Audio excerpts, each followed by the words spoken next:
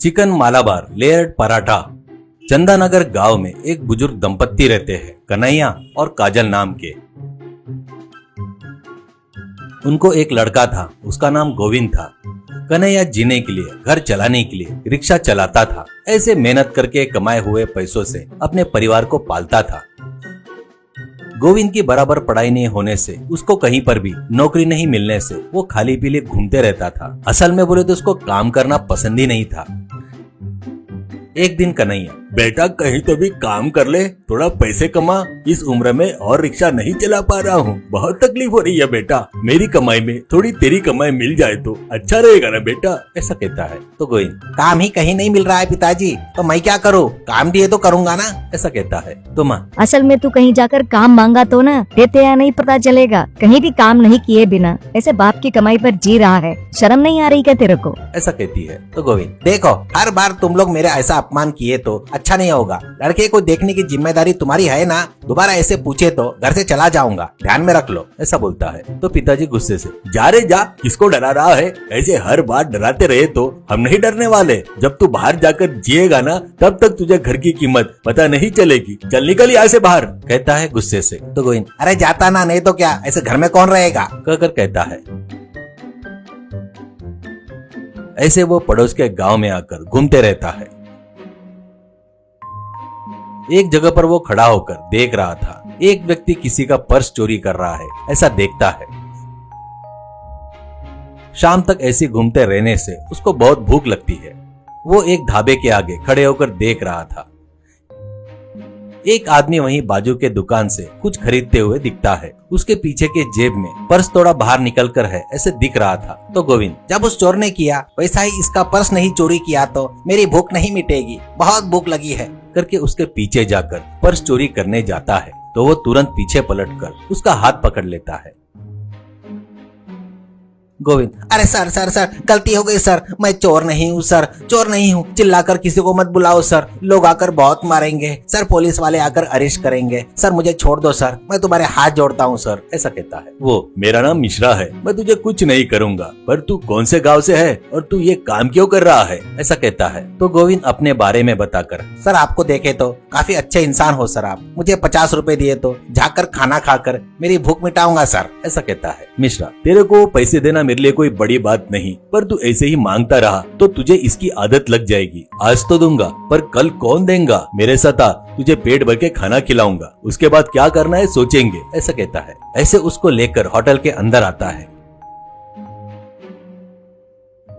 ऐसे वहाँ पर दोनों लोग बैठने के बाद मिश्रा वेटर को बुलाकर, बेटा यहाँ पर चिकन मालाबार परोठा बहुत फेमस है ना, सुना है मैंने, हम दोनों के लिए 2 लेकर आ, और हाँ वैसे ही सभी प्रकार के नॉनवेज आइटम्स भी लेकर आ जाना, ऐसा कहता है। वो जाकर चिकन मालाबार लेयर पराठा लाकर देता है। दोनों भी लोग खाने के बाद बाकी के आइटम लाकर देता है। दोनों भी लोग पेट भर के मस्त खाने के बाद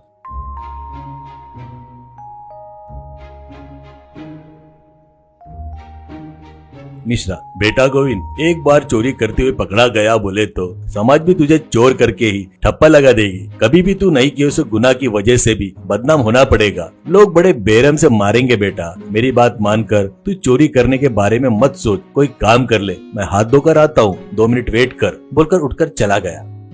बहुत देर होने के बाद भी वो वापस नहीं आता। गोविंद उठकर काउंटर के पास मिश्रा के बारे में पूछता है। तो मालिक, तू उनका लड़का है बोल रहे थे, तू बिल भरने वाला है ना, उनको अर्जेंट काम से जाना था, करके चले गए, बिल पूरा 2000 रुपए हो गया है, भर दे, ऐसा कहता है। गोविंद को हुआ सो धोखा समझ में आ जाता है और वो, बाबूजी वो कौन है मुझे पता नहीं, मुझे भूख लगी थी, वो खाना खिलाते बोलकर यहाँ पर लेकर आए, ऐसा धोखा देकर चले गए, मेरे पास 1 रुपया भी नहीं है बाबूजी, ऐसा कहता है। मालिक, क्या रे, कौन है तू, मिलकर नाटक कर रहे हो क्या, पैसा नहीं हो तो मेरे होटल में 10 दिन काम करके तेरा कर्जा उतारना पड़ेगा, ऐसा कहता है। गोविंद के पास दूसरा रास्ता नहीं रहने से वहाँ पर काम करना शुरू करता है। झाड़ू मारना, टेबल पोंछना, बर्तन धोना, सर्विंग करना,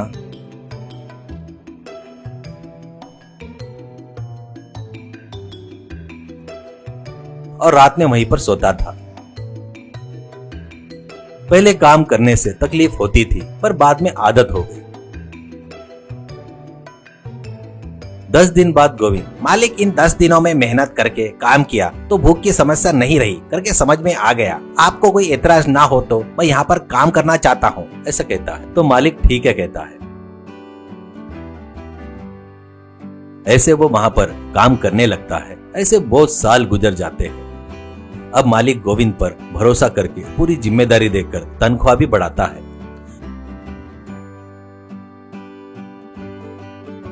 ऐसे गोविंद ने बचाए सो पैसों से एक घर खरीद कर माँ बाप को लाकर उसमें रखता है। वो लोग बहुत खुश होते हैं। एक दिन होटल के पास गोविंद आता है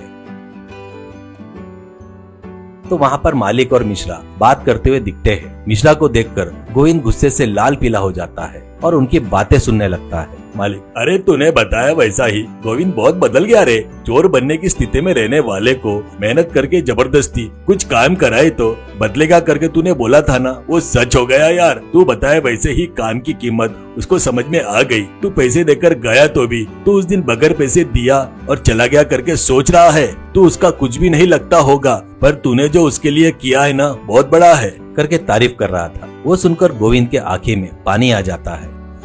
वो आकर मिश्रा को नमस्कार करके, वो भगवान है या नहीं पता नहीं सर, पर इस जन्म में आप ही मेरे भगवान हो करके उनके पैर छूता है।